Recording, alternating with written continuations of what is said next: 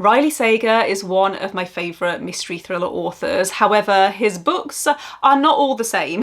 Some of his books I've given 2 stars, others I've given 5 stars. So if you are new to Riley Sager's work, if you've never read any of his books, or maybe you've read a few and you're not sure where to go next, then hopefully with this video I can help you work out which of his books are actually worth your time. I'm going to be ranking all of his books, which I actually did in a video around 4 years ago. I'll leave that linked if you missed it, if you want to check it out. As of 2026, he now has 10 published novels, so it felt like a good time to remake that video and chat to you about which of his books I love and which of his books I hate. Obviously, it has been quite a while since I've read some of these books. I've based my rankings on how memorable they were and how much they've stuck with me in comparison to some of his newer releases. We are going to start in last place, and this hasn't changed since that last video. My least favourite Riley Sager book is still Final Girls. I hated this book, and I still, when I think back on it, think about all the stuff that I didn't like. It follows a main character called Quincy, who 10 years ago survived a massacre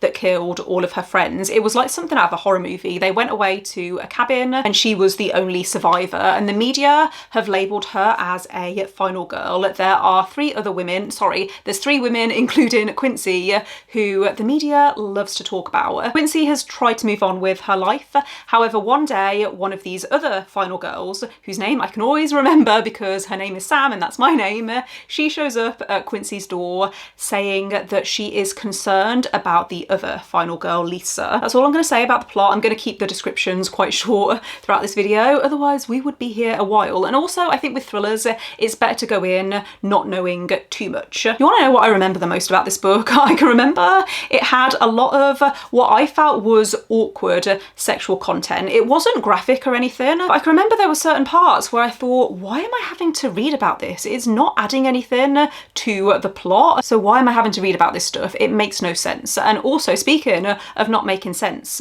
the main character's actions in this were so frustrating. I can remember being so bored throughout the middle of the book because I wasn't really engaged with what was happening. I felt like it was dragging its heels, and to be fair, I can understand why some people love this book because the action towards the end really ramps up. There was a twist that I didn't see come in, but then there were also some other twists that I thought either didn't make sense or I just didn't like. So that's why I gave this 2 stars, and it remains my least favourite book by Riley Sager. Next up we have House Across the Lake, which is probably Riley Sager's most divisive book. This follows a woman who is staying at her family's lake house, and she befriends one of the people living opposite her. There's a couple who are staying there, and she saves the woman from drowning one day. They become friends, and it's kind of like a voyeuristic story where she can see into their house because the front of their house is just all windows. She witnesses something one day that makes her concerned,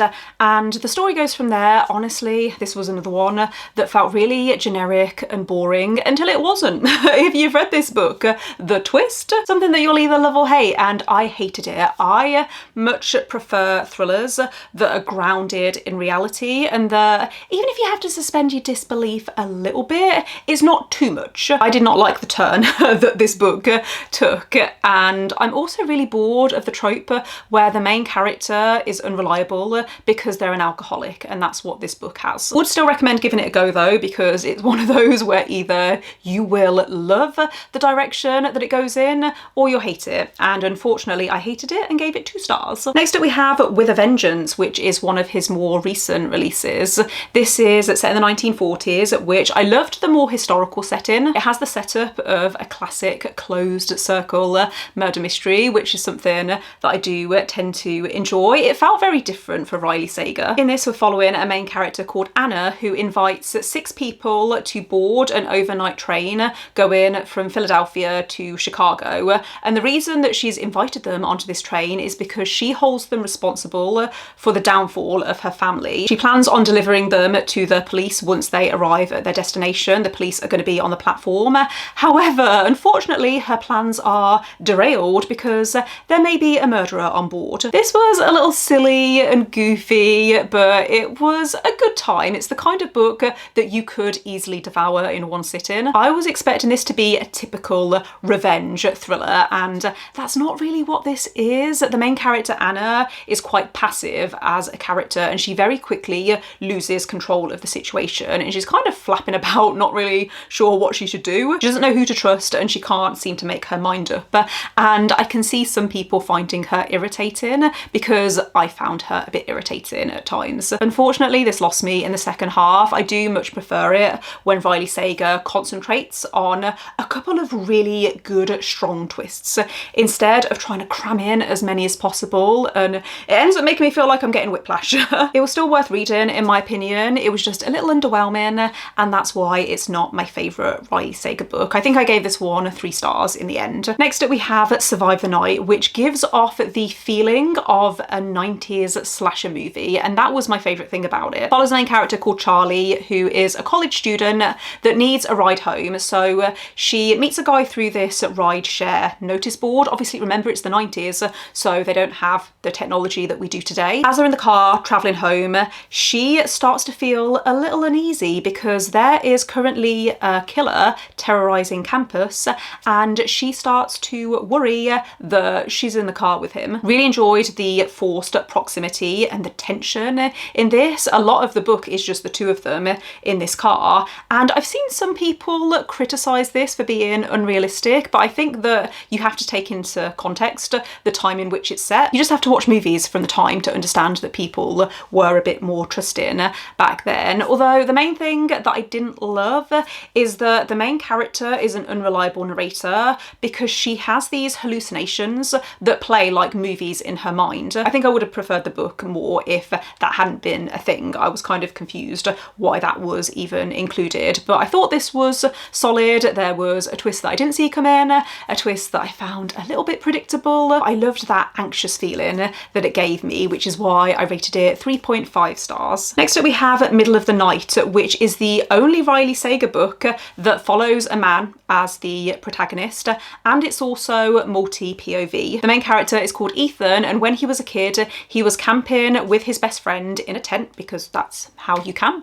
But when he woke up the next morning, his friend was missing, and there was a great big knife slash through the tent. His friend was never found, and now, I think it's about 30 years later, he is a fully grown adult. He has come back to live in his childhood home, and he starts to feel like he's being haunted by the ghost of his friend. The atmosphere was really immersive. It actually gave me a nostalgic 90s feeling, which, if you haven't guessed by now, is something that I do tend to enjoy. It has some genuinely creepy moments that made me question, is there something paranormal going on, or is there a more human explanation? Riley Sager does that quite a lot, as you will see the further that we get into the video. But in this one, I think it worked. I liked the pacing. I thought that it started off strong. There was a bit of a lull in the middle where I was kind of bored, but then it picked up towards the end. Some of the twists were a bit obvious, and I kind of rolled my eyes and thought, well, duh, saw that come in a mile away, but the actual direction that it went in, I didn't see come in, and I really appreciated that. The way that it all came together, I thought was quite clever, but I can see some people finding it a little underwhelming, especially if you've read a few Riley Sager books, because this isn't as over the top and out there as some of his other books. So if you have that expectation, then you might be disappointed. Next up we have The Last Time I Lied, which follows a main character called Emma, who 15 years ago, she was at this summer camp when her 3 cabin mates snuck out in the middle of the night and were never seen again. In the present day, Emma returns to this summer camp, except this time she's a counsellor, and it's that typical sort of trope where you have a main character who's now an adult and they return to somewhere from their childhood and they're trying to piece together what actually happened.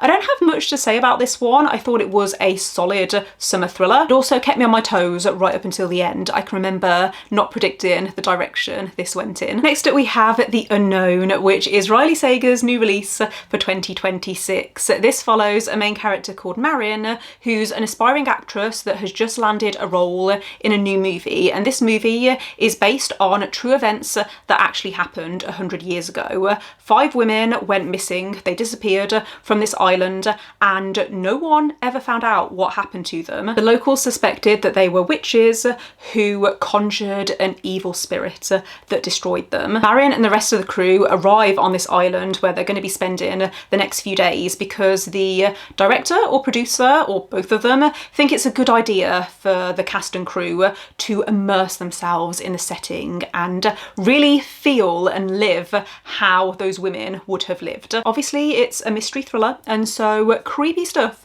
soon starts happening. This also has diary extracts from one of the women who disappeared from this island. They found her diary and that's what they've used to write this movie. There were some genuinely creepy moments in this where I thought, oh, okay, I can't read this late at night, otherwise I'm not going to be able to sleep. You know from the synopsis that you're going to be constantly thinking, is it paranormal or supernatural, or is there a more human explanation? And I feel like when you have that kind of setup, it's a bit spoilery to say which direction it goes in. I feel like it's enough to know that that's what you're getting. Personally, as long as that's clear from the beginning, then I'm fine with whatever direction it goes in. I did have some mixed feelings on the ending, but overall I really enjoyed the journey. There were some great plot twists. At the same time, I do think it had one too many plot twists, which is a common complaint that I have with a lot of Riley Sager books. I think sometimes he just takes it a step too far. It starts to give me whiplash and I don't enjoy that feeling. But if you liked The Only One Left, which is still to come in this ranking, if you liked that, then I think you would enjoy this. I would put it on a similar sort of level. There was also an element of characters having conversations that I felt were for the purpose of the reader, and it felt a little bit clunky. But other than a few little specific parts towards the end that I didn't love, I think this is one of his strongest out of his new releases. I think it's one of his strongest books. Would recommend if you like an isolated setting and you're interested in a mystery thriller that has occult vibes. In third place we have The Only One Left, which is set in the 80s. It follows a woman called Kit who is a home caregiver, and she accepts a job working for a woman called Lenora Hope, who is infamous. Lenora's family were killed 50 years ago when she was 17, and she was the prime suspect, but she was never charged, she was never convicted. People have just assumed that she was responsible, and she's now in her 70s. She's had multiple strokes, and the only way she can communicate is by typing on a typewriter. She promises to tell Kit the truth about what happened to her family. I loved the setting of this. I think Riley Sager is so good at writing a gothic manor house. I could picture it so clearly, this house overlooking these cliffs. I just love mystery thrillers that are set within old creaky houses. There's just something so eerie about that setting that immediately puts me on edge. I thought the pacing throughout this was also really strong. There are some smaller twists sprinkled throughout, and then it builds to this ending that is a little out there. Riley Sager once again gave me whiplash, and I wish it had quit while it was ahead, which is why I gave this a 4.5 stars rather than a full 5 stars. But I do think it's a good representation of his work, and I think it's a good place to start if you are looking to get into his books. In second place we have Lock Every Door, which was the first book that I ever read by Riley Sager. In this we are following Jules, who is in a pretty desperate situation, and she accepts a job working as an apartment sitter. She's basically being paid to occupy an apartment and live in this grand, luxurious building, this old building in New York where a lot of rich and famous people live. They don't want the apartments to sit empty, which is why they hire people to live in them. There's all kinds of rules that she has to follow, but she thinks this sounds like a pretty sweet deal. However, as we often find, if it sounds too good to be true, it probably is. As I said, this was the first book that I read by Riley Sager, and it had me hooked. I'm pretty sure I read it in one sitting. I loved the atmosphere and how it was so intense and claustrophobic. Also, I think with books like this where you want to scream at the main character, why don't you just leave? Why don't you just get out of this situation? I think with this book, what Riley Sager did so well is he made me believe believe that the main character couldn't just leave. The reason that she accepts this job is because she's found her boyfriend cheating on her and she's homeless, so she has no money. I think that desperation does cloud your judgment, and so I found myself really invested in this main character, and the ending gets a little dark and twisty. I didn't see it coming. I've seen some people found it predictable. I don't understand how anyone can find this predictable, but I gave it 5 stars because I couldn't think of a reason not to. I really enjoyed my time reading it. That does, of course, bring us to my favourite book by Riley Sager, which is Home Before Dark. This is still my favourite book by him. It was the second book that I read by Riley Sager, and it has everything that I want from a mystery thriller. We're following a main character called Maggie who, when she was a child, her parents lived in this grand manor, this huge Victorian estate, but only for 3 weeks before they fled in the middle of the night, claiming the house was haunted. Her father actually wrote a book about their experience and it became a bestseller, as big as the Amityville Horror. However, Maggie has always been a little bit skeptical about what happened. She thinks her parents were maybe hiding something or not telling the full truth. So when her father passes away and she finds out that her family still owns this house, she travels back there to get it ready to be sold, and things start happening. The story goes from there. I will always love the book within a book trope. You get the present day story following Maggie, but you also get extracts from her father's book, and just the way that they work together I thought was done so well. It was so clever. There were some genuinely creepy moments, and as I've already talked about in this video, I love the trope of, is it paranormal or is there a more human explanation? I thought this just did it so well. The ending is a little out there. There's twist after twist after twist, but this is classic Riley Sager, and it is the reason why I have continued to pick up his books. That just about wraps up this video, so please let me know in the comments how you would rank any of the Riley Sager books that you've read. If you've read all of his books, let me know how you'd rank them, or if you haven't read any of his books, let me know which of his you're most excited to pick up. What I found is that no one that I've seen has the same ranking for Riley Sager's books. It's so interesting how people interpret them differently. So yeah, let me know any of your thoughts and feelings in the comments. Don't forget to give this video a thumbs up. If you enjoyed it, click subscribe if you would like to see more videos from me, but otherwise I will see you next time. Bye.